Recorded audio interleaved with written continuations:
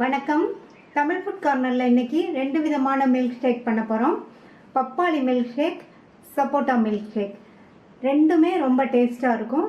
எப்படி பண்ணுறதுன்னு பார்க்கலாம். ஒரு பெரிய பீஸ் பப்பாளி பழம் எடுத்து வச்சுருக்கேன். 5 சப்போட்டா பழம் எடுத்து வச்சுருக்கேன். இந்த பப்பாளி பழத்தில் உள்ள விதைகளை எடுத்துட்டு தோலை சீவிட்டு சின்ன சின்ன துண்டுகளாக கட் பண்ணி வச்சுக்கலாம். இந்த சப்போட்டா பழத்துலேயும் உள்ள விதைகளை எடுத்துட்டு தோலை விட்டுட்டு சதை பகுதியை மட்டும் தனியாக எடுத்து வச்சுக்கலாம். பப்பாளி மில்க் ஷேக் பண்ணுறதுக்கு மெஷரிங் கப்பில் 1 கப் அளவுக்கு பப்பாளியை கட் பண்ணி வச்சுருக்கேன். இதை இந்த ஜூஸரில் சேர்த்துடலாம். காய்ச்சி ஆற வச்ச பால் 1 கப் எடுத்திருக்கேன். அதில் பாதியை இப்போ சேர்த்துடலாம். இது கூட 2 டேபிள் ஸ்பூன் அளவுக்கு தேன். நான் இன்றைக்கி ஸ்வீட்னஸ்க்கு தேன் சேர்த்துருக்கேன். நீங்கள் சர்க்கரையோ நாட்டு சர்க்கரையோ உங்கள் டேஸ்ட்டுக்கு தகுந்தபடி சேர்த்துக்கங்க. ஃபஸ்ட்டு இதை அரைச்சிக்கலாம். இப்போ கொஞ்சம் அரைச்சாச்சு. அது கூட மீதி உள்ள பாலை சேர்த்துட்டு ஐஸ் க்யூப் சேர்த்துக்கலாம்.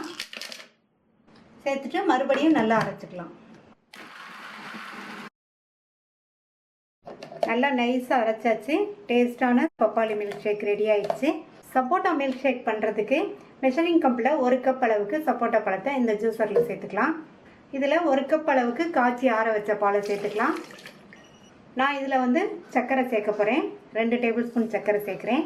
நீங்கள் உங்களுக்கு தேன் விருப்பப்பட்டால் சேர்த்துக்கங்க, அல்லது நாட்டு சர்க்கரை சேர்த்துக்கங்க.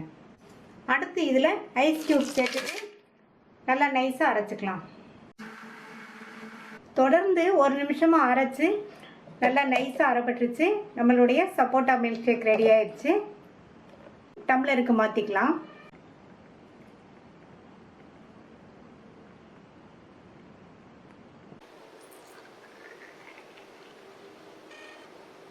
இந்த 2 மில்க் ஷேக்கையும் ட்ரை பண்ணி பார்த்துட்டு உங்கள் கமெண்ட்ஸை சொல்லுங்கள். தேங்க்யூ.